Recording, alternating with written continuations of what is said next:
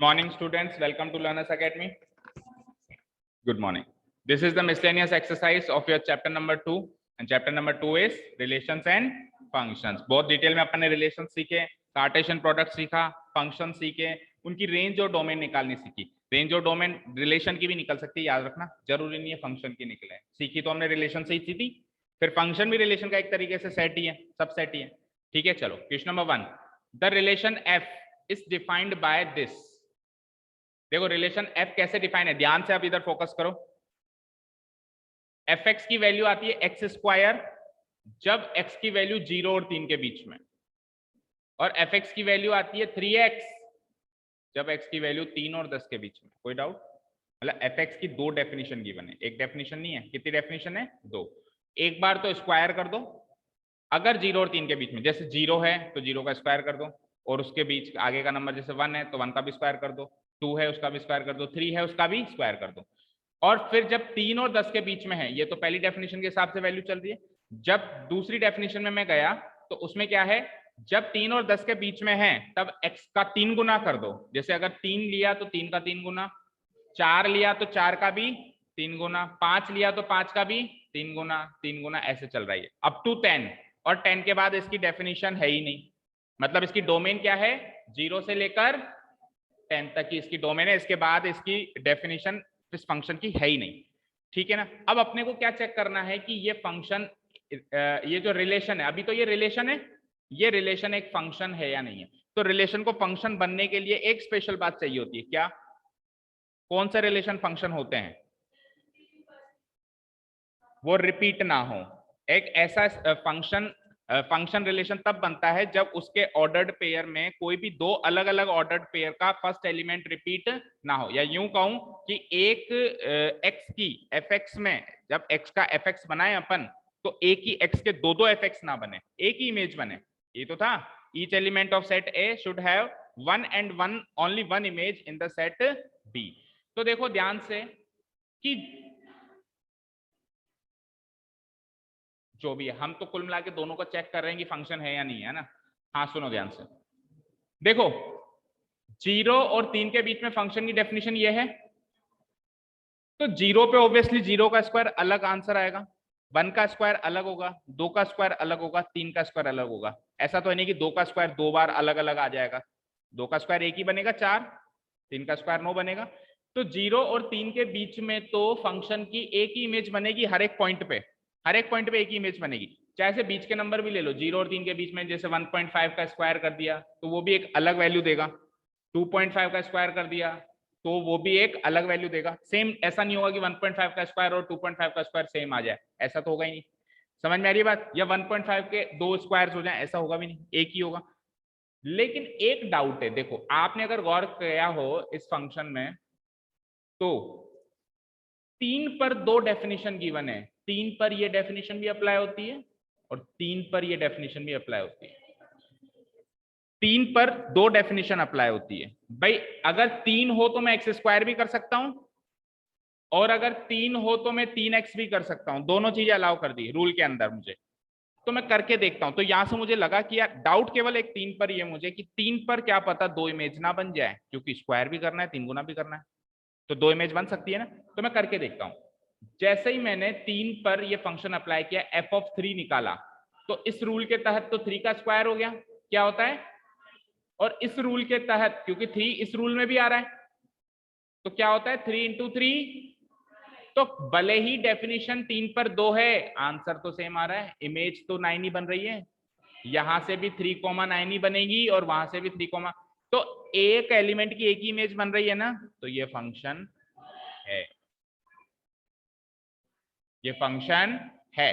तो डेफिनेशन 2 होने से, सुनो, डेफिनेशन 2 होने से फंक्शन नहीं रहेगा ऐसा नहीं है। डेफिनेशन 2 है, 3 है, 4 है, कितनी भी है, वैल्यू तो निकालो, फाइनल वैल्यू तो सेम आ रही है ना। 9 9 स्क्वायर किया 3 का तो भी 9, और 3 गुना किया तो भी 9, तो वैल्यू सेम आ रही है, तो ये एक फंक्शन है। अब जी में देखो, जी में भी यही चीज है कि 2 पे 2 डेफिनेशन है, 2 पे 2 डेफिनेशन, बाकी तो हर एक पॉइंट पे एक ही डेफिनेशन है भाई। 0 की डेफिनेशन एक्स स्क्वायर मानी जाएगी, 1 की डेफिनेशन एक्स स्क्वायर मानी जाएगी, 2 की डेफिनेशन एक्स स्क्वायर मानी जाएगी, और नीचे 2 की डेफिनेशन 3x भी मानी जाएगी। तो मैं करके देखता हूं यहाँ पे g(2), तो इस डेफिनेशन के चलते 2 का स्क्वायर हो गया यानी कि 4, और इस डेफिनेशन के चलते ही 3 इंटू 2 6। अब आंसर ये लगा रहा है, यहां से 4 आ रहा है, यहां से 6, तो ऑर्डर्ड पेयर में 2,4 भी रहेगा और ऑर्डर्ड पेयर में 2,6 भी रहेगा। तो सेम एलिमेंट रिपीट हो गए दो ऑर्डर्ड पेयर के, या फिर यूं कहूं दो अलग अलग इमेज बन गई, तो ये फंक्शन नहीं है। अभी क्लियर है? क्लियर है? डेफिनेशन अलग अलग देने से मत कंफ्यूज हो जाना, आप उसको सॉल्व करके देखना, क्या पता आंसर सेम आ रहा हो, वैल्यू सेम आ रही हो। ठीक है, क्लियर है? सेकंड क्वेश्चन पे चलते। तो हमको यही प्रूव करना था, एफ इज ए फंक्शन, हमने प्रूव कर दिया। जी इज नॉट ए फंक्शन, वो भी प्रूव कर दिया। जी फंक्शन, ट्रू फॉल्स नहीं आएगा, प्रूव करने के लिए आएगा। अब प्रूव कैसे करोगे?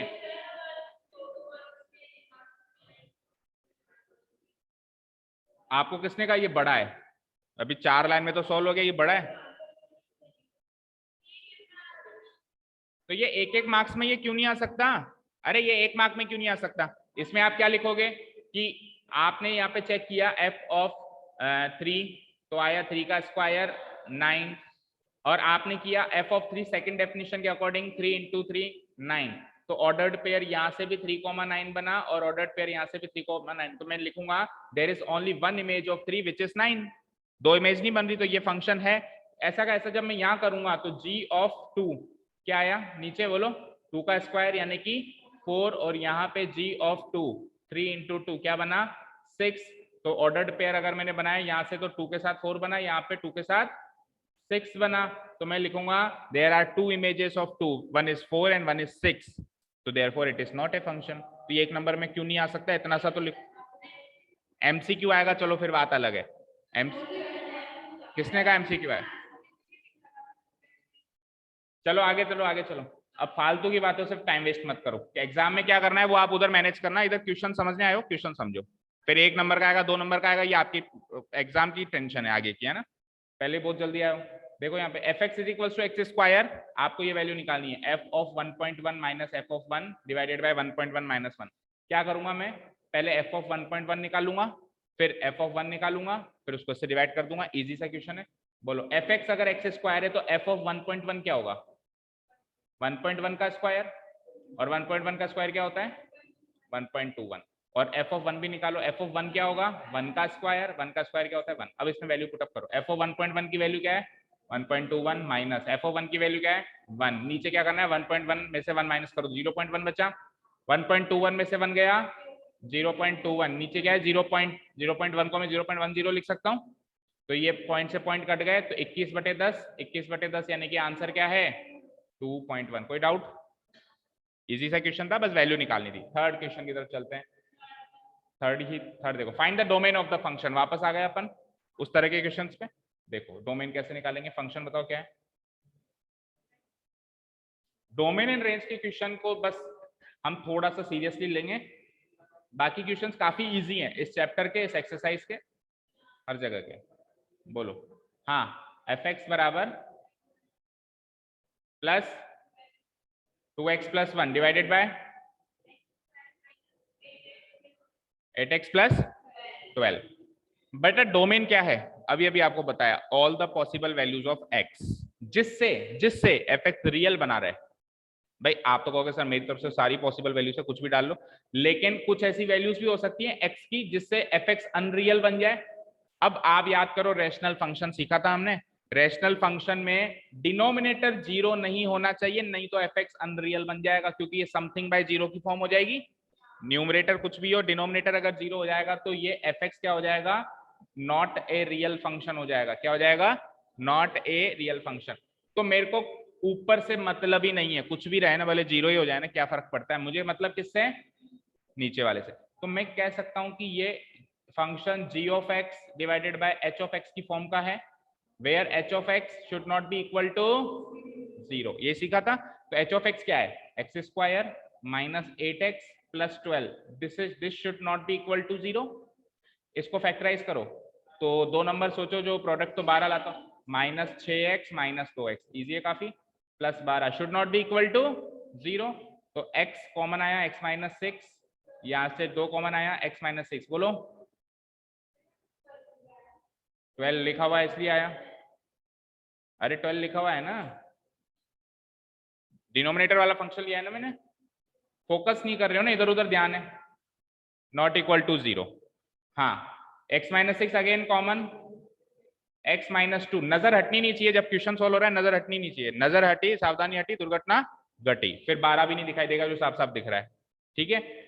नॉट इक्वल टू 0, तो x minus 6 into X minus 2 not equal to 0, यानी x माइनस 6 भी नॉट इक्वल टू 0 हो और x माइनस 2 भी नॉट इक्वल टू 0, क्योंकि दोनों में से एक भी अगर 0 हो गया तो ये वैल्यू 0 बन जाएगी, हमको 0 नहीं बनानी है, हमको नहीं बनानी है 0, तो मैं क्या लिख दूंगा, that means x minus 6 should not equal to 0, साथ में x माइनस 2 भी not equal to 0, x minus 6 not equal to 0 मतलब x should not be equal to 6, और x minus 2 not equal to 0, that means x should not be equal to 2, तो आप x कुछ भी put up कर सकते हो, 2 और 6 पुटअप मत कर देना, उससे वो फंक्शन अनरियल बन जाएगा, चाहे से आप वेरीफाई करके देख लो। सपोज करो मैं दो पुटअप करता हूँ, तो 2 का स्क्वायर माइनस 8 इंटू 2 प्लस 12, 2 का स्क्वायर क्या होता है 4, 4 और 12 16, 16 माइनस 16 0 बन गया, तो ये फंक्शन अनरियल बन गया fx की वैल्यू, और वैसे ही अगर आप 6 पुटअप करोगे उससे भी अनरियल बनेगा।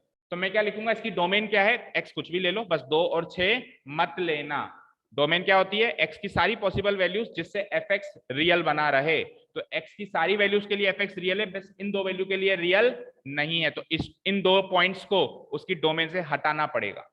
तो मैं क्या लिखूंगा, डोमेन जो होगा सारे रियल नंबर है, बस इन 2 पॉइंट को हटा दो सर, तो इन 2 पॉइंट को हटा देता हूँ 6, 2, बस ये आपका डोमेन, समझ आया, क्लियर है।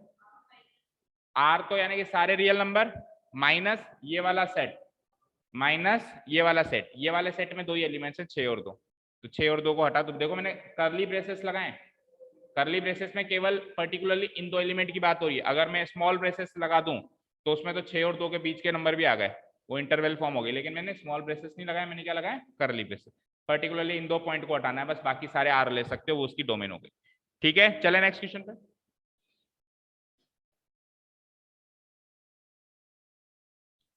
Find the domain and range of the real function defined by f(x) is equals to root of x minus 1। वापस आ गए हम इस क्वेश्चन पे, चलो ध्यान से देखना क्या है question, f(x) is equals to, f(x) is equals to, यही क्वेश्चन आएगा आज के एग्जाम में, f(x) is equals to root of x minus 1, ठीक है।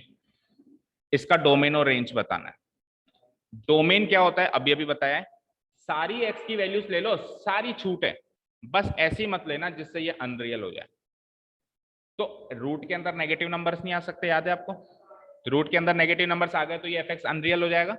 तो डोमेन निकालने के लिए मैं रूट के अंदर वाली चीज को पॉजिटिव करूंगा, ये 0 भी कर सकता हूं, तो मैं क्या करूंगा, डोमेन निकालने के लिए मैं क्या करूंगा, रूट के अंदर वाली चीज जो है उसको 0 या 0 से बड़ा करूंगा, 0 हो सकती है, उससे बड़ी हो सकती है, नेगेटिव नहीं हो सकती, तो -1 को उधर भेजना जरा, तो x की वैल्यू 1 या 1 से बड़ी या 1 के बराबर हो गई, क्या डोमेन आया, क्या डोमेन आया, x की वैल्यू 1 या 1 से बड़ी हो सकती है, तो 1 से लेकर इंफिनिटी, 1 भी हो सकती है, इसलिए मैंने यहाँ पे ये क्लोज ब्रैकेट लगाया, 1 भी हो सकती है ना, और इंफिनिटी के आगे हमेशा स्मॉल ब्रैकेट लगता है, ठीक है। ये हो गई डोमेन।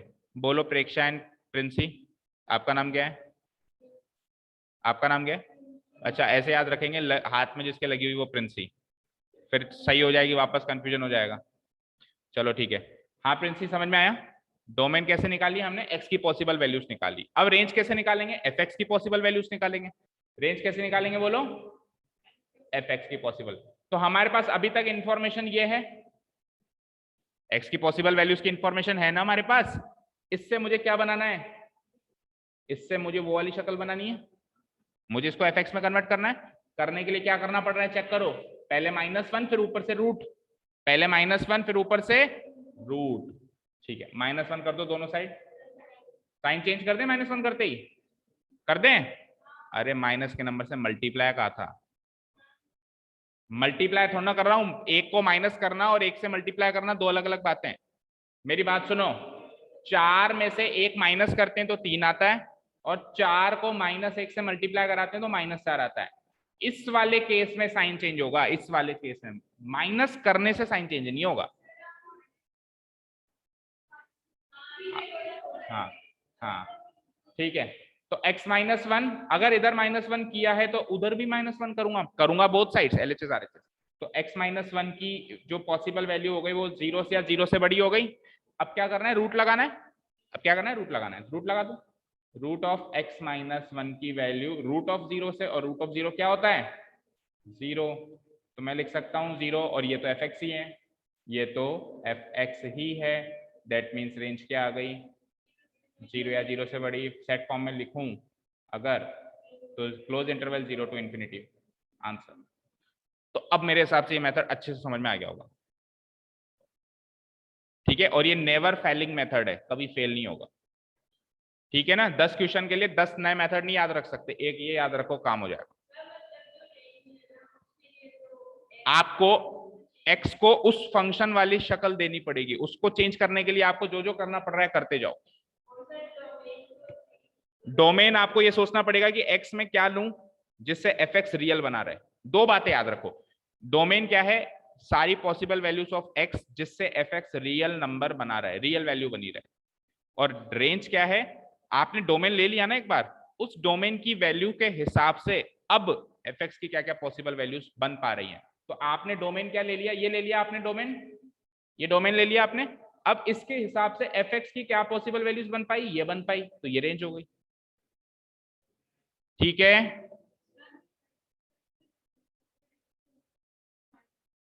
आप अगर -1 करोगे तो दोनों साइड करोगे ना, इक्वेशन हमने यही सीखा था। किस साइड ना, राइट हैंड साइड से नहीं, मेरे को इसको इसकी शक्ल का बनाना है, वो करने के लिए मुझे -1 करना पड़ रहा है। मेरे को उसको फंक्शन की शक्ल का बनाना है। फंक्शन क्या था मेरा, ये भी नहीं था फंक्शन, ऊपर आ जाओ, ये था मेरा फंक्शन। तो x को आपको ये बनाना है। मैंने कहा प्रिंसी आप x को ये बनाओ, आप कह दोगे सर पहले तो -1 कर दो फिर रूट कर दो, बन जाएगा ये। तो मैंने पहले -1 किया, नीचे जाके उसका रूट किया, तो ये सेम टू सेम ऐसा बन गया, ठीक है। क्लियर है, अभी क्लियर है। चलो नेक्स्ट क्वेश्चन देखते हैं। अब वापस डोमेन एंड रेंज है, चलो real function modulus x minus 1 देखते हैं ये वाला।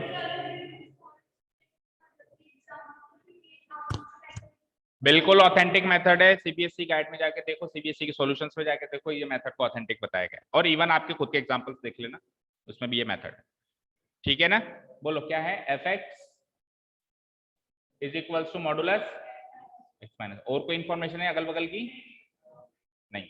हाँ जी, डोमेन की बात करता हूं। डोमेन आप देख सकते हो कि यहाँ पे मैं कोई भी x की वैल्यू ले लूं, fx रियल ही रहेगा।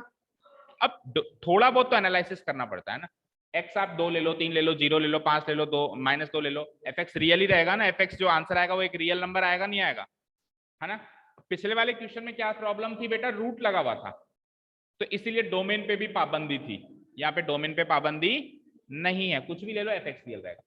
अब ये बनाना है आपको, ये बना, हाँ मॉडुलस के केस में आप कोई भी रियल नंबर डाल सकते हो, अगर उसने अनटिल अनलेस कोई और पाबंदी ना दे रखी हो। इसमें नहीं दे रखी है इसने और कोई पाबंदी, जैसे मान लो आगे कहते हैं कि x ग्रेटर देन 0, आगे कहते हैं x greater than 0, x greater than 2, तो फिर यही चीज मेरी डोमेन बनेगी। भाई उसने बताया है ना कंडीशन, तो फिर तो वही। अब उसने और कोई पाबंदी नहीं है, यानी कि एनी रियल नंबर। हमने मॉडुलस फंक्शन का डोमेन और रेंज यही तो सीखा था, एनी रियल नंबर, रेंज हमने ये सीखा था पॉजिटिव रियल नंबर, ठीक है। क्लियर है यहाँ तक। तो डोमेन क्या ले सकता हूं मैं, कोई भी रियल नंबर ले सकता हूं, ठीक है जी। अब मुझे बताओ रेंज निकाल रहे हैं, रेंज निकाल रहे हैं। x की क्या नॉलेज है अभी मेरे पास, कोई भी रियल नंबर है x, दैट मीन्स x जो है -इंफिनिटी से कहां तक रेंज कर रहा है, सॉरी ये डंडा नहीं लगता कभी भी इंफिनिटी में, लेस देन प्लस इंफिनिटी। अब इसको उस वाली शक्ल का बनाना है, बोलो प्रिंसी क्या करेंगे, -1। अब नहीं पूछोगे ना -1 क्यों किया, उस शक्ल का बनाना है इसलिए -1 किया। तो यहाँ -इंफिनिटी से भी -1, यहाँ x से भी -1, और अच्छा साइन चेंज करेंगे क्या कृतिका, -1 किया है तो नहीं, मल्टीप्लाई नहीं किया हमने, है ना, तो साइन चेंज भी नहीं होगा। अच्छा इंफिनिटी में नंबर जोड़ने से इंफिनिटी को खास फर्क पड़ता है, कुछ नहीं पड़ता। -इंफिनिटी आज भी -इंफिनिटी, हाँ सॉरी इंफिनिटी -1, हाँ इसको कोई फर्क नहीं पड़ेगा, ये x-1 एज इट इज रहेगी, और ये भी इंफिनिटी की इंफिनिटी रहेगी। अब अगला काम क्या करना पड़ेगा वो शक्ल बनाने के लिए, मॉडुलस। अब ध्यान से सुनो, जैसे ही मैंने मॉडुलस किया यहाँ पे, तो अपर लिमिट तो पता नहीं है, लेकिन लोअर लिमिट फाइनल हो चुकी है 0।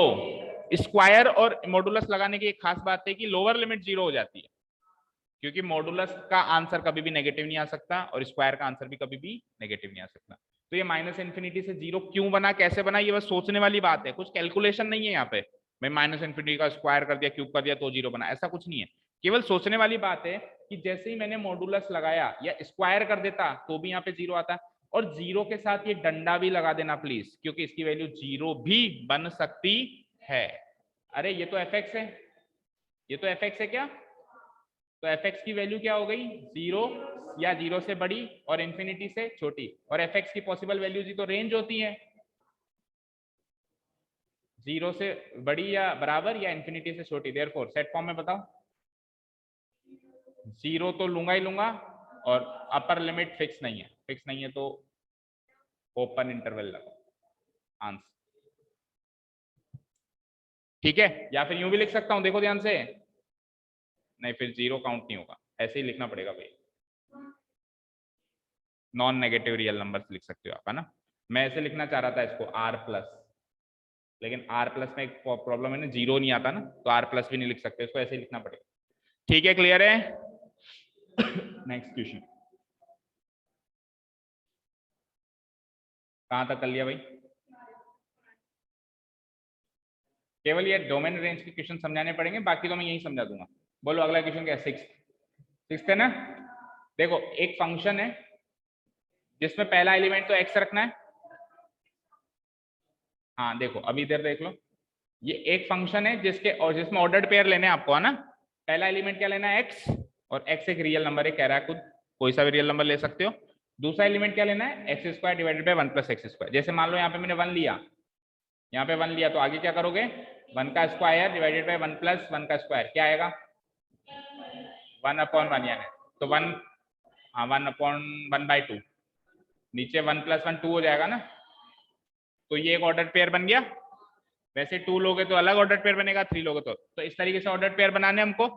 अब सुनो क्या कह रहा है कि इसकी रेंज बताओ, इसकी रेंज बताओ भाई, इसमें एफ एक्स की यानी इसकी वैल्यू क्या क्या हो सकती, इसकी वैल्यू क्या क्या हो 0 से, देखते हैं। हाँ क्वेश्चन क्या है, एफ बराबर ऑर्डर्ड पेयर में है एक्स कॉमा,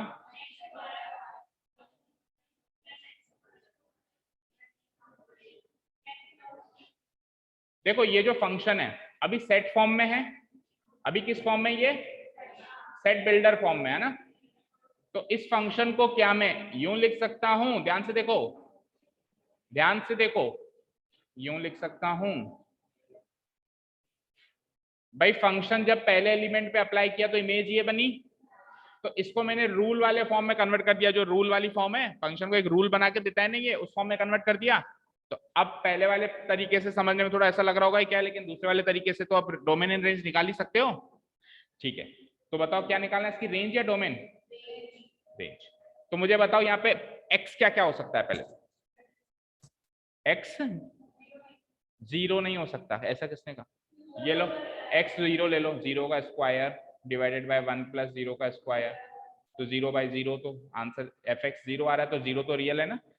x ऐसा नहीं हो सकता, x ऐसा नहीं हो सकता जिससे ये अनरियल हो, जिससे ये अनरियल हो, तो उसके लिए डिनोमिनेटर 0 नहीं हो सकता, ऐसे बोलो, क्या नहीं हो सकता, डिनोमिनेटर, मतलब ये समथिंग बाय समथिंग की फॉर्म है, नेगेटिव भी हो सकता है, 0 नहीं हो सकता। g of x h of x, where h of x is not equal to 0, h of x क्या है मेरे पास 1,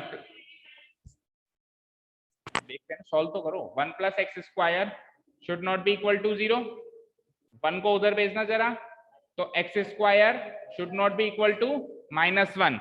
अब सुनो जरा, ये कह रहा है कि x कोई भी ले लो, बस ऐसा x मत लेना ताकि x स्क्वायर की वैल्यू -1 ना हो, x स्क्वायर की वैल्यू -1 वैसे भी नहीं होती, x स्क्वायर की वैल्यू कभी भी -1 हो सकती है क्या, वैसे भी नहीं हो सकती। दैट मीन्स आप कोई भी रियल नंबर ले सकते हो, इसका डोमेन में कोई पाबंदी ही नहीं है। हाँ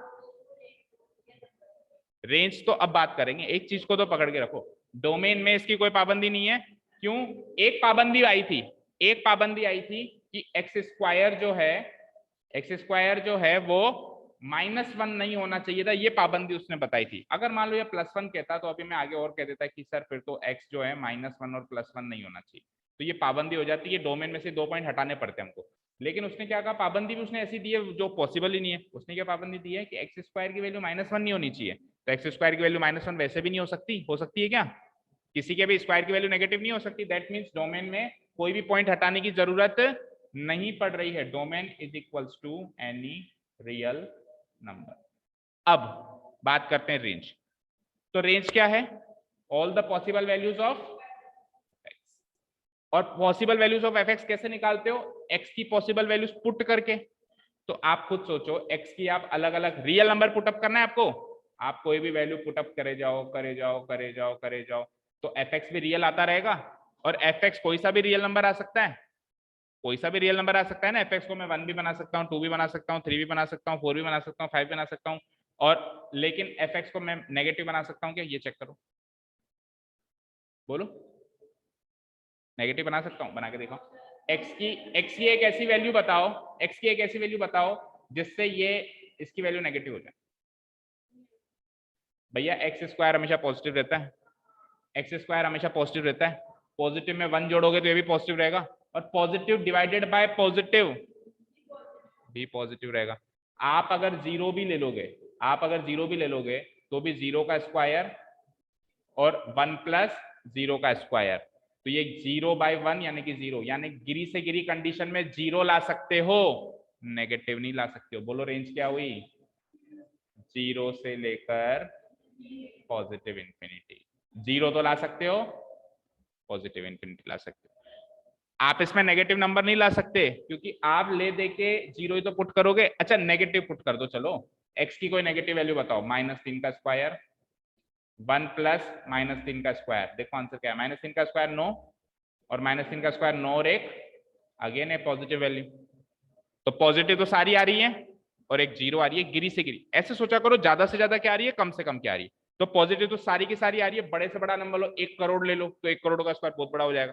तो बड़े से बड़े में तो बहुत सारी वैल्यूज आ रही है, छोटे से छोटे में वैल्यू 0 आ रही है, तो फिर रेंज क्या हो जाएगी? 0 से लेकर इंफिनिटी। क्लियर है अभी? ठीक है, चलो नेक्स्ट क्वेश्चन पे फटाफट। हाँ, लेट f, g डिफाइंड कैसे है? R2R be defined respectively by fx, तो ऐसे है, gx ऐसे। Find f plus g। हाँ हाँ, के बीच में आ रही है।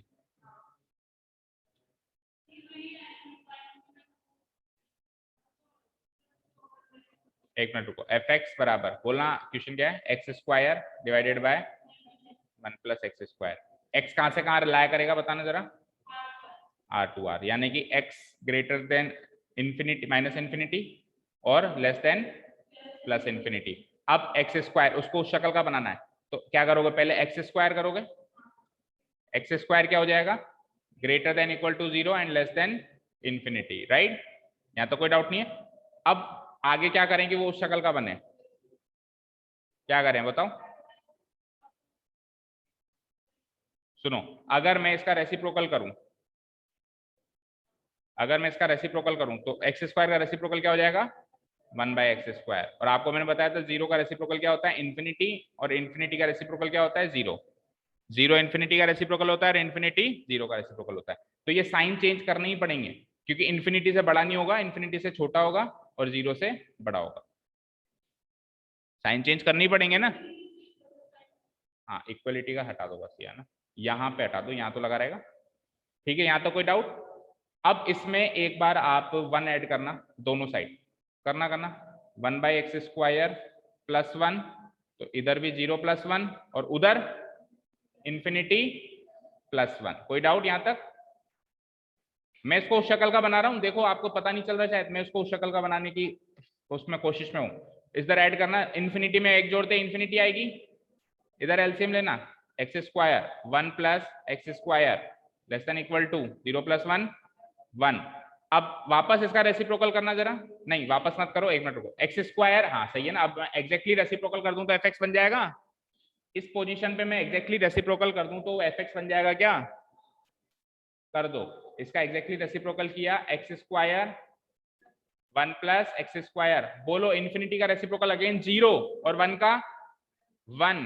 अब साइन वापस बदलना पड़ेगा क्योंकि 0 से छोटा नहीं होगा, 0 से बड़ा होगा, ठीक है, और 1 के इक्वल होगा। सुनो ध्यान से, साइन चेंज होगा ना तो ये वाला साइन ये लेगा और ये वाला साइन ये लेगा। रेसिप्रोकल में भी साइन बदलता है, दो चीजों में साइन बदलता है, एक तो -1 से मल्टीप्लाई कराओ और एक रेसिप्रोकल कराओ। देखो मेरी बात सुनो एक, हाँ अभी लगा रहे हैं, रुक तो जाओ, मेरी एक बात सुनो। 3 जो है 2 से बड़ा है, रेसिप्रोकल करना 1/3 1/2, तो 1/3 क्या 1/2 से बड़ा है क्या, नहीं है, छोटा है। तो रेसिप्रोकल कर देते हैं तो भी साइन चेंज होता है। देखो आपने 2 बार रेसिप्रोकल किया इस वाले प्रोसेस में, दोनों बार साइन चेंज हुआ। अब साइन चेंज कैसे करोगे, ये वाला तो हो जाएगा ऐसे और ये वाला हो जाएगा ऐसे, ये वाला हो जाएगा ऐसे, ये वाला हो जाएगा ऐसे। अब इक्वल टू का साइन कहां लगेगा, यहां लगेगा, यहां लगेगा, क्योंकि एक तरीके से वो साइन कॉपी पेस्ट होके यहां आया है और ये साइन कॉपी पेस्ट होके वहां गया है। तो ध्यान से देखो, यही तो एफ एक्स है, यही तो एफ एक्स है। एफ एक्स की वैल्यू क्या आई, ये इधर लग गया ना, 0 या 0 से बड़ी और किससे छोटी, 1 से छोटी। तो रेंज क्या आ गई आपकी, 0 या 0 से बड़ी 1 से छोटी। That means set Froster form में लिख दो 0 to 1, यही आंसर आ रहा है अभी, ठीक है। कोई डाउट हो तो पूछो, ऊपर से देख लो आराम से तसल्ली से, कहीं भी किसी स्टेप में डाउट हो तो पूछ लो, क्योंकि क्वेश्चन तो रेंज का ही आएगा। फिर से मैं कह रहा हूँ,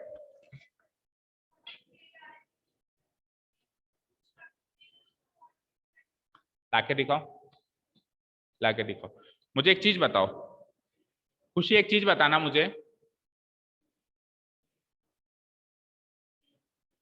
कोई भी फ्रैक्शन होता है समथिंग डिवाइडेड बाय समथिंग, कोई भी फ्रैक्शन होता है समथिंग डिवाइडेड बाय समथिंग, तो अगर न्यूमरेटर छोटा होता है और डिनोमिनेटर बड़ा होता है, उस फ्रैक्शन को हम क्या कहते हैं, प्रॉपर फ्रैक्शन, याद है आपको। और प्रॉपर फ्रैक्शन की वैल्यू 1 से छोटी होती है, कोई भी ले लो, जैसे 1/2 ले लो, 3/4 ले लो, 7/8 ले लो, या 9/13 ले लो, जिसमें डिनोमिनेटर छोटा हो और न्यूमरेटर छोटा हो, डिनोमिनेटर बड़ा हो, प्रॉपर फ्रैक्शन की वैल्यू हमेशा 1 से छोटी रहती है। कैसे,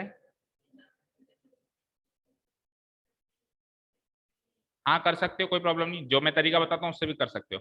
अब आप इस फंक्शन में एफ एक्स की वैल्यू देखो, हर हाल में प्रॉपर फ्रैक्शन ही बनेगी, करके तो देखो। क्योंकि देखो यहाँ पे और यहाँ पे नंबर सेम है, खुशी, यहाँ पे नंबर सेम है, नीचे एक ज्यादा है, तो ऊपर 3 होगा तो नीचे 4 होगा, ऊपर 4 होगा तो नीचे 5 होगा, एक ज्यादा है नीचे, ऊपर 10 होगा तो नीचे 11 होगा, ऊपर 50,000 होगा तो नीचे 50,000 1 होगा, ऊपर 25 होगा तो नीचे 26 होगा। हर हाल में ये प्रॉपर फ्रैक्शन है, और प्रॉपर फ्रैक्शन की वैल्यू हमेशा 1 से छोटी। हाँ कर सकते हो, करने में कोई दिक्कत नहीं, पर ये आपको देना पड़ेगा ये ब्यौरा कि यहाँ पे देखो क्या कैसे लिखोगे। अगर इस तरीके से करो तो आप कैसे लिखोगे, here numerator is less than denominator by 1, एक नंबर से वो कम है, एक नंबर से डिनोमिनेटर ज्यादा है। That means F X is a proper fraction, F X is a proper fraction, और प्रॉपर फ्रैक्शन की वैल्यू हमेशा छोटी होती है, therefore F x less than क्या हो गया, 1 हो गया। लेकिन ये तो ये पता चला ना कि लेस देन 1 है, ज्यादा कम से कम कितना होगा उसके लिए तो फिर सोचना ही पड़ेगा। भाई अपर लिमिट तो पता चल गई कि 1 या 1 से छोटा ही चाहिए, लेकिन लोअर लिमिट 0 है, उसके लिए तो यही तरीका है, तो ये तरीका है, तो फिर एक ही तरीका करो ना। ये क्वेश्चन समझ में आया क्या, आगे के क्वेश्चन भले इंपॉर्टेंट ही ना हो, जो इंपॉर्टेंट है वो तो देख। आगे आ गया रेंज का क्वेश्चन आएगा भाई, 100% है, याद करोगे जब दिखेगा ना पेपर में, अरे यार कमल सर कह रहे थे, समझ लेती। ठीक है, क्लियर है, कोई डाउट नहीं है। इनइक्वालिटी का साइन कब कब चेंज होता है, 2 बार, रेसिप्रोकल पूरी इनइक्वालिटी को फ्लिप करो, दूसरा पूरे इनइक्वालिटी को माइनस वाले नंबर से मल्टीप्लाई करो। ठीक है, चलते नेक्स्ट। हाँ हाँ आराम से, एनीथिंग। क्वेश्चन नंबर कहां तक कर लिया भाई, 7 काफी इजी है, सुनो ध्यान से, इधर ही देख लो। एफ एक्स ये है, जी एफ एक्स ये है, तो एफ प्लस जी करना है, एफ प्लस जी, तो F plus G of X क्या होता है, आपने कुछ रूल्स पढ़े होंगे, operations on functions, f plus G of X क्या होता है, fx प्लस gx होता है। क्या होता है, fx प्लस gx। fx की वैल्यू क्या गिवन है, x plus 1 plus G of X की क्या वैल्यू है, इसको सॉल्व कर लो, answer x plus 2x 3x और 1 माइनस 3 आंसर। ये तो हो गया पहले का आंसर। f माइनस जी भी कर लोगे। f बाई जी में बस एक चीज का ध्यान रखना, f by G denominator zero नहीं, क्योंकि f बाई जी करते वो रैशनल फंक्शन हो गया। बोलो f by G of x करना है आपको, तो उसको आप ऐसे लिखोगे fx बाई जी एक्स। तो यहाँ पे एक चीज याद रखना कि g ऑफ x जो है वो should not be equal to zero. बोलो fx क्या है, चेक करके बताओ बुक में से, x प्लस 1 और g ऑफ x क्या है 2x प्लस 2x माइनस 3। इसका मतलब 2x माइनस 3 की वैल्यू जीरो नहीं होनी चाहिए। अब 2x माइनस 3 की वैल्यू जीरो नहीं होनी चाहिए, दैट मीन्स 2x की वैल्यू 3 नहीं होनी चाहिए और x की वैल्यू 3/2 नहीं होनी चाहिए। तो यही इसका आंसर है। बट इसके आगे ये ब्यौरा देना पड़ेगा कि आप x कुछ भी ले सकते हो, 3/2 मत ले लेना, क्योंकि अगर ले लिया तो वो अनरियल हो जाएगा। ठीक है, ये इसका आंसर। ठीक है जी, नेक्स्ट। अब इजी है सारे क्वेश्चन, बस अगर डोमेन रेंज का आएगा तो ही अपन करेंगे, नहीं तो ऐसे ऑरली करेंगे। 8 देखो, f बराबर, अब ये एनालिटिकल क्वेश्चन है, एक रोस्टर फॉर्म दी हुई है 1,1 2,3 0,-1 -1 डी ए फंक्शन, इसको फंक्शन मान लो z से z में। आप देख पा रहे हो यहाँ पर भी z है, यहाँ पर भी z है, यहाँ पर भी z है, यहाँ पर मतलब इमेज फ्री इमेज दोनों z z हैं। ठीक है, आगे देखो fx क्या है, for some integers a and b determine a b, determine a, b। देखो हमको क्या गिवन है, ये तो आंसर्स गिवन है, तो मैं 1,1 के हिसाब से ये लिख सकता हूं कि f ऑफ 1 बराबर 1। बताओ यस सुनो, 1,1 इसके सॉल्यूशन सेट में आ रहा है, मतलब एक तरीके से इसकी रोस्टर फॉर्म में आ रहा है, तो मैं लिख सकता हूं f ऑफ 1 बराबर 1। और आगे बोलो 2,3 के साथ से मैं क्या लिख सकता हूं, f ऑफ 2 बराबर 3। आगे बोलो 0,-1 है, क्या लिख सकता हूं, f ऑफ 0 बराबर -1। और लास्ट क्या है, कोई डाउट नहीं होगा यहां तक। और आपको फंक्शन की डेफिनेशन क्या गिवन है कि fx बराबर ax प्लस b, ये गिवन है ना फंक्शन की डेफिनेशन। रूल क्या गिवन है, ये रूल गिवन है। इस रूल को इधर पुट अप करो तो f ऑफ 1 क्या हो जाएगा, ax प्लस b करना है, तो a इंटू एक्स क्या है 1, तो a इंटू 1 प्लस b करोगे क्या आएगा, a प्लस b, वैल्यू क्या आ रही है a प्लस b की 1, गिवन है ना। चलो इधर करो, इधर करो f ऑफ 2 उस रूल के हिसाब से बताओ, a इंटू एक्स की वैल्यू 2 पुटअप करोगे प्लस b, क्या हो गया ये 2a प्लस b। और f ऑफ 2 की वैल्यू क्या गिवन है, ऊपर चेक करो 3। इधर आ जाओ, f ऑफ 0 तो क्या करोगे ax plus b, a into x की वैल्यू 0 प्लस b, सॉल्व करो, a इंटू 0 0 ही होता है ना, केवल b आ गई, तो b की वैल्यू क्या आ गई, लो b की वैल्यू तो यहीं से आ गई, a और b की वैल्यू तो चाहिए -1। और लास्ट f ऑफ -1, बोलो ax प्लस b में पुटअप करो तो a इंटू -1 प्लस b, यानी कि -a प्लस b, वैल्यू क्या आ रही है इसकी -3। अब हमारे पास यहाँ पे 4 इक्वेशन बन गई, a प्लस बी बराबर 1, 2a प्लस बी बराबर 3, b बराबर -1 और -a प्लस बी बराबर -3। आप याद करो 10th क्लास में हमने सीखा था कि 2 वेरिएबल हो तो 2 इक्वेशन सफिशिएंट होती है, pair of linear equation in 2 variable, सीखा था 3rd चैप्टर में। अगर 2 वेरिएबल है, ऐसा 2 ही तो वेरिएबल है a और b, तो सफिशिएंट तो 2 इक्वेशन होती है, हमको 4 गिवन है, कोई सी भी 2 उठाओ और a और b को सॉल्व करो, जो आपकी इच्छा है। देखो b की वैल्यू तो डायरेक्ट ही आ रही है -1, किसी भी इक्वेशन में पुटअप कर दो, किसी भी इक्वेशन में पुटअप करो a की वैल्यू आ जाएगी। जैसे इसमें पुटअप कर दो a प्लस b की वैल्यू -1 है बराबर 1, तो a की वैल्यू 2, तो a 2 हो गया और b -1 हो गया। आप इस इक्वेशन को नहीं लेना चाहते, कोई भी 2 इक्वेशन को साथ में सॉल्व कर लो, 3 तरीके होते थे हमारे, सब्स्टिट्यूशन मेथड, एलिमिनेशन मेथड, ए और बी सॉल्व करना है कुल मिला के। ठीक है, क्लियर है। यानी कि मैं ये कह सकता हूं कि इस क्वेश्चन में अगर 4 ऑर्डर्ड पेयर की जगह 2 ऑर्डर्ड पेयर भी दे देता तो भी काम चल जाता, 2 इक्वेशन वहां से भी बन जाती, पर उसने तो 4 देके और हमारा काम आसान कर दिया। आगे चलते question number 9, let R be a relation from N to N. अब रिलेशन है, याद रखना, ध्यान से पढ़ना है क्वेश्चन को, अभी रिलेशन ही है, ये फंक्शन नहीं है, नेचुरल नंबर से नेचुरल नंबर, यानी 2 इमेज बना सकता है वो, है ना, अभी तक छूट है। Defined by r is equals to a, b, where a और b दोनों n है और a और b बराबर हैं, ये लो बराबर का साइन, अच्छा बी स्क्वायर है, ए बराबर बी का स्क्वायर है, यानी पहला एलिमेंट दूसरे एलिमेंट का क्या है, are the following statements true. तो ये नीचे के 3 स्टेटमेंट्स ट्रू हैं या नहीं है ये हमको बताना है। पहला स्टेटमेंट बताना क्या है, A comma A belongs to R, यानी कि सेम सेम एलिमेंट उस रिलेशन में होंगे क्या।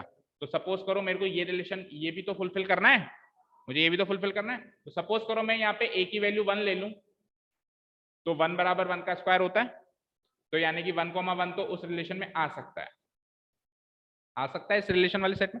लेकिन एक ही तो आया। दूसरा एग्जांपल लो, सपोज करो मैं ए की वैल्यू 2 पुटअप करूं, तो 2 किसी का स्क्वायर होता है, किसी नेचुरल नंबर का स्क्वायर होता ही नहीं है 2। 4 पुटअप करो, चलो 4 पुटअप किया तो 2 का स्क्वायर होता है वो, तो यानी कि 4,2 भी आएगा उस सेट में, ठीक है। 9 बराबर 3 का स्क्वायर होता है, तो 9,3 भी आएगा उस सेट में। तो आप चेक करो, ये तो कह रहा था ए कोमा ए ही आएगा आर में, यानी कि सेम सेम एलिमेंट ही आएंगे। सेम सेम एलिमेंट तो एक बार ही आए, बाकी तो बदल गए, तो ये स्टेटमेंट क्या हो गया, फॉल्स। क्योंकि कोई भी एग्जांपल अगर किसी कोई भी स्टेटमेंट किसी एक पर्टिकुलर एग्जांपल के लिए ट्रू हो रहा है, इसका मतलब ये नहीं कि हमेशा ट्रू होगा। आप हमेशा स्टेटमेंट को फॉल्स करने की तरफ सोचो, आप उसकी वो चीज सोचो जिससे वो गलत साबित हो रहा है। क्योंकि सही साबित करने के लिए सोचोगे तो आपके माइंड में वो एग्जांपल आएगा जिससे सही साबित, जैसे 1,1 से सही साबित हो रहा है, लेकिन ऐसा नहीं कि फिर ये ट्रू हो गया। आप ये भी तो सोचो, दूसरे एग्जांपल्स लेते हैं, क्या पता उससे ये स्टेटमेंट गलत साबित हो जाए। तो यहाँ पे ऑल नहीं होता, केवल ये होता कि केवल 1 के लिए लो ये चीज, तो फिर ये ट्रू हो जाता। लेकिन इसने तो क्या था, क्या कहा, सारे natural numbers A, for all A belongs to N, यानी कि यहाँ पे सारे नेचुरल नंबर लेके देखो, तो मैंने 1 ले लिया, 4 ले लिया, 9 ले लिया, और भी लेता गया मैं इस तरीके से। तो ए कोमा ए टाइप के एलिमेंट इस रिलेशन आर में नहीं है, ए कोमा बी टाइप के एलिमेंट है, बी कुछ और है, ठीक है। सेकेंड वाला स्टेटमेंट पढ़ना जरा, पढ़ो एक बार।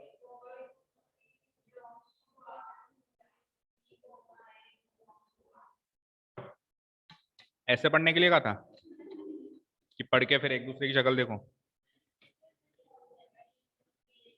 पढ़ने का मतलब है उसको एनालाइज करो, सही है कि गलत है। देखो ये क्या कह रहा है कि अगर ए कोमा बी आर में है तो उसका उल्टा रिलेशन भी आर में होगा। चेक करते हैं, पहले तो 1,1 से चेक कर, क्योंकि सबसे पहले ए कोमा बी आपको 1 बराबर 1 का स्क्वायर ही दिख रहा है।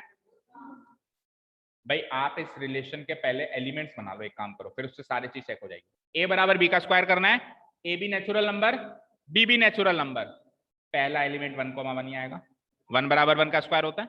दूसरा एलिमेंट 2 से तो कुछ आएगा ही नहीं, नेचुरल नंबर 2 किसी भी नेचुरल नंबर का स्क्वायर होता नहीं है, 3 भी किसी नेचुरल नंबर का स्क्वायर होता नहीं, 4 होता है फिर 2 का स्क्वायर, 5 किसी नेचुरल नंबर का स्क्वायर होता नहीं है, क्योंकि ये दोनों एलिमेंट नेचुरल नंबर लेने हैं, कह रहा है वो खुद, ठीक है ना।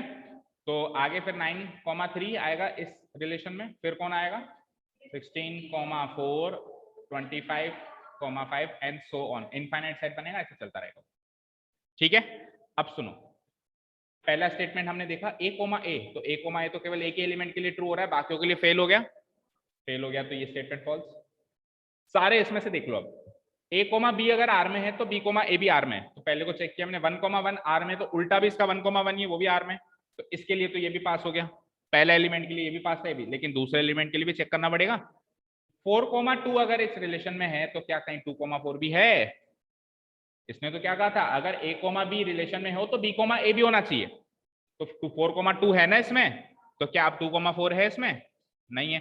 9,3 है इसमें, तो इसमें कहीं 3,9 दिख रहा है, नहीं दिख रहा है। 16,4 है तो कहीं 4,16 दिख रहा है, नहीं है। तो बाकियों के लिए फिर फेल हो गई उसकी कही हुई बात, तो ये भी क्या हो जाएगा, फॉल्स। लास्ट देखो, ये कह रहा है ए कोमा बी अगर आर में है और बी कोमा, इधर आर का मतलब रिलेशन सेट है, रियल नंबर नहीं है ना, ये रिलेशन है। भाई ए कोमा बी अगर आर में है और बी कोमा सी भी आर में है, तो उसका मतलब ये है कि ए कोमा सी भी आर में होना चाहिए। तो आप ऐसे 2 एग्जांपल लो जिसकी अपर लिमिट और लोअर लिमिट मैच कर रही हो। फॉर एग्जांपल कहीं दिख रहा है, नहीं दिख रहा है, 4 2 16 4 कहाँ मैच कर रहा है। पहली बात तो ऐसा कोई एलिमेंट ही नहीं मिला मुझे, पहली बात तो मुझे कोई ऐसा एलिमेंट ही नहीं मिल रहा जिसमें ये और ये मैच कर जाए। मिल रहा है क्या, कहीं चेक करो। A comma B belongs to R, B comma C belongs to R, implies A comma C belongs to R. Check करो इसका आंसर ट्रू है या फॉल्स है, जल्दी चेक करो। फॉल्स है,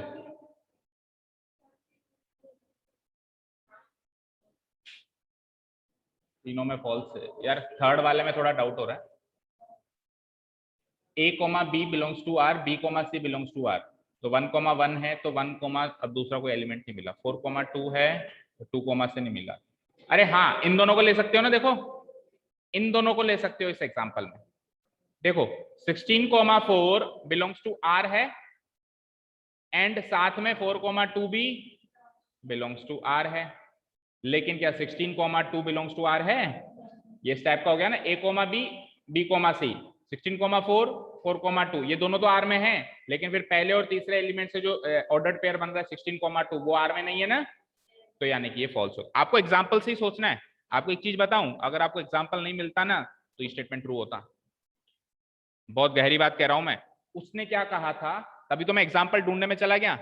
आपने क्या देखा, एग्जांपल ही नहीं मिल रहा तो फॉल्स कर दो, वो बात गलत है।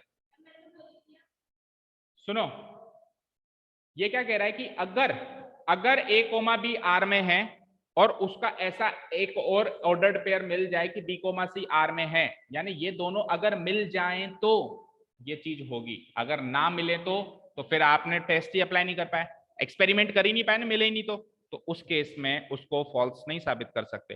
फॉल्स साबित कब कर सकते हैं? जब वो दोनों मिल जाएं और वो ना हो।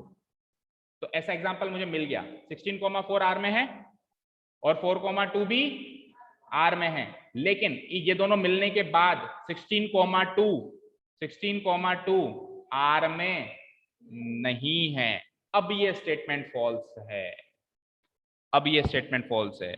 अगर ऐसा एग्जांपल नहीं मिले तो वो फॉल्स। अब एक मिल गया तो अब तो मैं वो और भी ढूंढ सकता हूं, एक हिंट मिल गया मुझे। और बताओ 81,9 इस रिलेशन में आएगा, साथ में 9,3 भी इस रिलेशन में आएगा, बट 81,3 इस रिलेशन में नहीं आएगा। ठीक है, ये एक्चुअली क्लास 12th में पहला ही चैप्टर है, रिलेशंस एंड फंक्शंस। वहां पे रिलेशंस के टाइप्स हैं, वहां से क्वेश्चन दिया ही है, थोड़ा सा फील करवाया कि अगले साल आपका ये आएगा। ठीक है ना। 10th क्वेश्चन देखो, a बराबर 1 2 3 4, 5 मिनट और, a बराबर 1 2 3 4, b बराबर 1 5 9 11 15 16, f बराबर ये ऑर्डर्ड पेयर है ना। Are the following statements true. भाई ए सेट दे दिया, बी सेट दे दिया और ये सारे एफ के अंदर ऑर्डर्ड पेयर है ऐसा दे दिया। अब बताया नहीं, वही तो पूछा है कि एफ रिलेशन है या फंक्शन है, वही पूछा है उससे उसने कि ये ट्रू है या क्या है।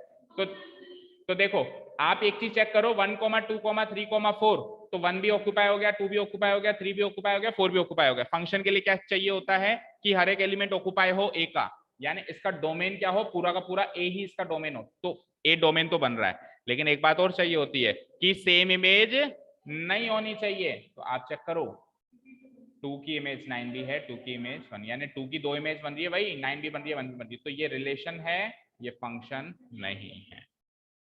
रिलेशन तो हो ही सकता है, रिलेशन में तो अलाउड है, 2 इमेज भी अलाउड है। क्लियर है सबको, कोई डाउट नहीं। 10th के रीजन हम ये लिखेंगे कि हेयर 2,9, 2,11 ये दोनों चीजें एफ में है, एफ नामक सेट में है। And we know that a function does not contain 2 ordered pairs in which first element is same. हमको पता है कि फंक्शन में ऐसे 2 ordered pair, distinct ordered pair, distinct समझते हो, अलग अलग ऑर्डर्ड पेयर ऐसे मौजूद नहीं हो सकते जिसका पहला एलिमेंट सेम हो। इसमें मौजूद है, therefore it is not a function, it is a relation. Relation में वो चीज अलाउड है। 10th के बाद आओ, कितने क्वेश्चन रहेगा अभी? 11 12, ठीक है।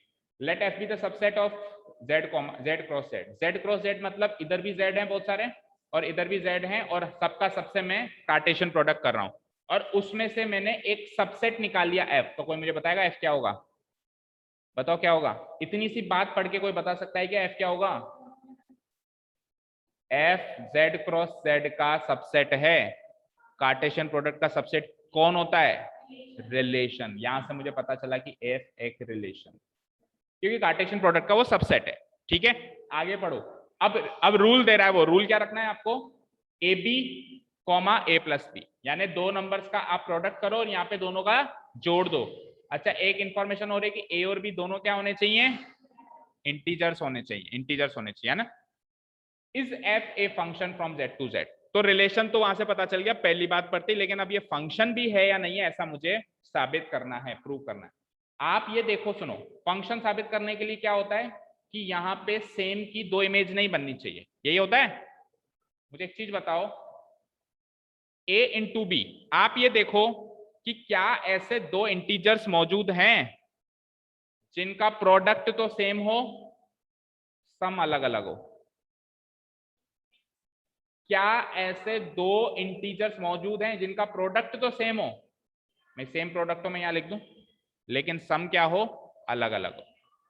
है क्या? हैं, अरे हैं।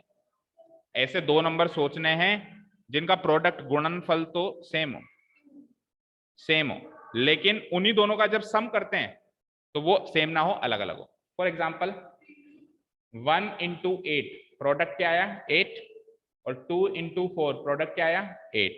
1 प्लस 8 सम क्या आया 9, और 2 प्लस 4 सम क्या आया 6।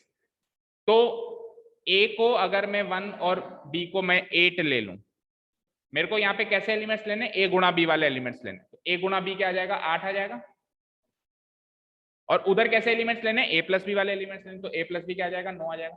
यानी 8,9 इस वाले रिलेशन में आएगा ऑर्डर पेयर बन के, कॉमा। अब 2 इंटू 4 8 होता है, तो अगर मैं इधर से इस 8 को लूं तो फिर सम क्या आ रहा है 6। दैट मीन्स 8 की इमेज 9 भी बन रही है और 6 भी बन रही है। दैट मीन्स ये फंक्शन नहीं है। लेकिन ये ऑर्डर पेयर बनाना बड़ी बात है, ये कैसे बनाओगे? आपको ऐसे दो नंबर सोचने हैं जिनका प्रोडक्ट तो सेम आ रहा हो, सम अलग अलग। अब कुछ और सोचो, ये तो मैंने सोच के बताया, कुछ और सोचो। 1 इंटू 9 9 होता है, और 3 इंटू 3 भी 9 होता है। 1 प्लस 9 क्या होता है 10 होता है, और 3 प्लस 3 क्या होता है 6 होता है। अब ऑर्डर पेयर बनाओगे तो यहां से तो बनेगा 9,10। भाई ऑर्डर पेयर बन रहा है प्रोडक्ट कॉमा सम।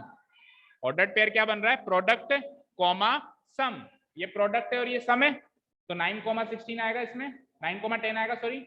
दूसरा क्या आएगा 9,6। अभी वापस दो इमेज बन गई, अभी वापस दो इमेज बन गई, therefore it is not a function.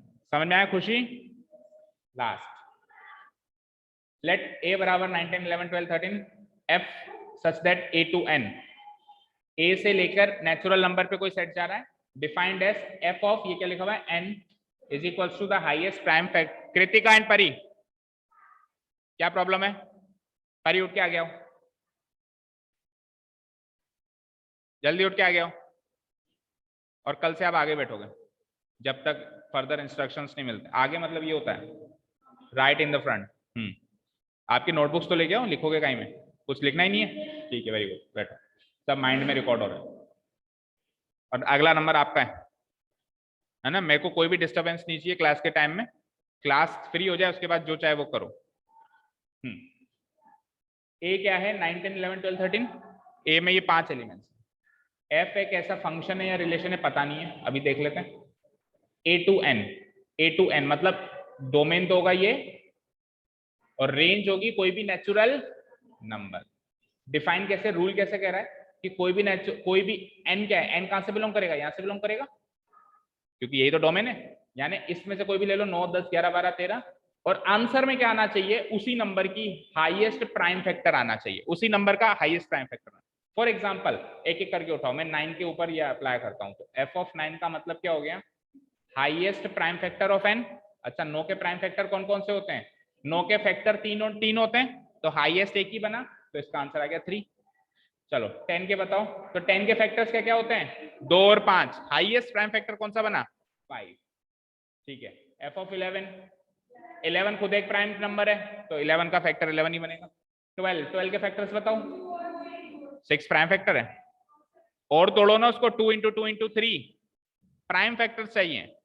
देखो अगर मैं कल को कहूँ ना 12 को फैक्टराइज करो, तो आप ऐसे करके नहीं छोड़ सकते, प्राइम फैक्टर्स में तोड़ना होता है। अब ये टूट गया पूरा 2 इंटू 2 इंटू 3, इससे ज्यादा ये टूट नहीं सकता। तो इसमें हाईएस्ट क्या दिखा 3, ऐसे तो फिर मैं 12 गुना 1 ही कर दूं, सर 12 हाईएस्ट है, ऐसे तो ना चलेगा 3, तो इसका आंसर क्या आ गया 3। 13 खुद एक प्राइम नंबर है, तो 13 ही आएगा, आंसर हो गया। Find the range of F, तो एफ की रेंज बताओ, क्या क्या आंसर आए 3 5 11, 3 वापस आ गया तो रिपीट नहीं होगा 13, तो आंसर क्या आ जाएगा, range of F is 3 5 11 13, that's answer, क्योंकि सेट के अंदर उसको रिपीट नहीं करते। तो ये आपकी मिसलेनियस एक्सरसाइज यहाँ पे खत्म होती है बच्चों। हाँ लाओ जल्दी दो, बेटा मार्क्स अच्छे लाने सबको है ना, नाम खराब मत करना।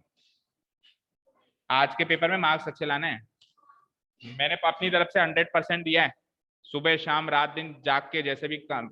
मेरे को पता है इस टाइम मेरी हालत क्या है, लेकिन आपने रिक्वेस्ट करी तो मैंने उसको फुलफिल किया। अब इसका गुरु दक्षिणा आप ऐसे दोगे, आप मार्क्स अच्छे लाओगे। हाँ, कौन सा क्वेश्चन है? A and B be two sets such that n of A बराबर 35, n of B बराबर 42, n of A intersection B, n of A minus B। देखो फटाफट देखो, प्रैक्टिकल प्रॉब्लम्स हैं इंटरसेक्शन और उसमें। Number of elements in A कितने हैं? कितने हैं? Number of elements in B कितने हैं? अच्छा, आपको तो पता ही नहीं है। 42। Number of elements in A इन 42 है ना। Number of elements in A intersection B कितने हैं? अच्छा 17। ताजुब की बात है कि मिसलेनियस में एक भी ऐसा क्वेश्चन नहीं आया।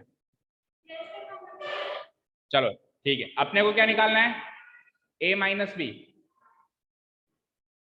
मुझे एक चीज बताओ, अब बातें नहीं होनी चाहिए, बैठो। क्वेश्चन स्टार्ट हो गया, अब केवल क्वेश्चन पे फोकस होना चाहिए। ये था नहीं था क्या था वो सब बाद में बात करना। A B, आपको क्या चाहिए? A minus B. तो A माइनस बी वाला पोर्शन ये रहता है। ये कैसे निकाल सकते हो? टोटल A में से अगर मैं A इंटरसेक्शन B घटा दूं, टोटल A में से अगर मैं इंटरसेक्शन B घटा दूं तो काम हो जाएगा। टोटल A में 35 एलिमेंट्स हैं, घटाओ 17, कितना हुआ? 18। आंसर। अच्छा, अभी भी समझ में नहीं आया? सुनो मेरी बात, अभी भी समझ में नहीं आया। देखो इधर देखो, अरे कृतिका परी क्या है पीछे? आगे बैठने वालों को पीछे देखना अलाउड नहीं। हाँ, मैंने आपको एक चीज बताई थी, हमेशा इंटरसेक्शन से शुरू करो। इंटरसेक्शन में कितने एलिमेंट्स हैं? ये थोड़ा सा बड़ा बना देता हूँ, चलो मैं, ताकि 17 लिख तो पाऊँ वहां पे। 17, ठीक है। टोटल ए में कितने एलिमेंट्स हैं? 35 में से 17 तो यहाँ बैठे हैं, इधर कितने बैठेंगे? टोटल बी में कितने एलिमेंट्स हैं? 42 में से 17 तो यहाँ बैठे हैं, उधर कितने बैठेंगे? 32। 32 में 7 गया 25। अब चाहे से आप a माइनस बी पूछ लो, ये तो है number of elements in a minus B. कितने आ गए? 18। अरे आप b माइनस ए भी निकाल सकते हो, कितने आए? क्या? वो यूनियन का है, वो यूनियन का फॉर्मूला है।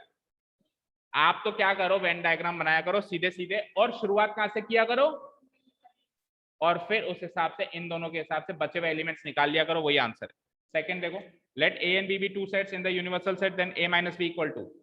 ए और बी दो सेट्स हैं यूनिवर्सल सेट में, सॉरी यूनिवर्सल सेट ऐसे बनेगा,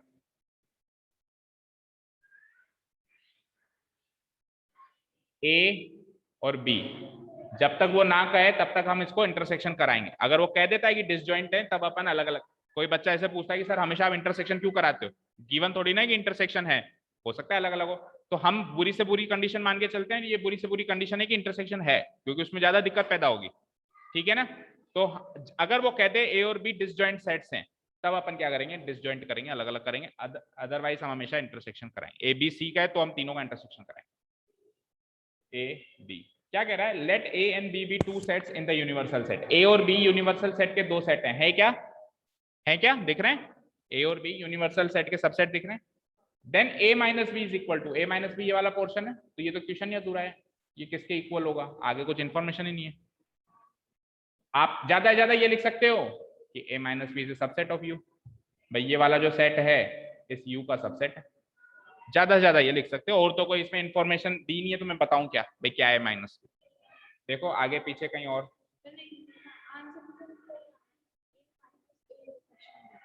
अच्छा, ए माइनस ए इंटरसेक्शन, हाँ तो देखो इधर देखो, वो भी कर सकते हो। देखो इधर, ये वाला पोर्शन निकालना है। अभी अभी जो मैंने आपको एग्जांपल दिया, कैसे निकलेगा? टोटल ए में से ये वाला माइनस करके, तो मैं लिख सकता हूं कि ए माइनस बी कैसे निकलेगा? टोटल ए में से क्या माइनस करना पड़ेगा? अच्छा, कल को अगर बी माइनस ए पूछ ले, फिर टोटल बी में से ए इंटरसेक्शन बी माइनस। ठीक है, क्लियर है? और कोई डाउट किसी को भी? तो पूरा डिटेल में कर लिया, आप तो मिसलेनियस भी हो गए, ढाप गए अब तो। अब मार्क्स अच्छे लाना बस, ठीक है ना। Thank you so much for listening to us, have a nice day, keep learning and bye. कल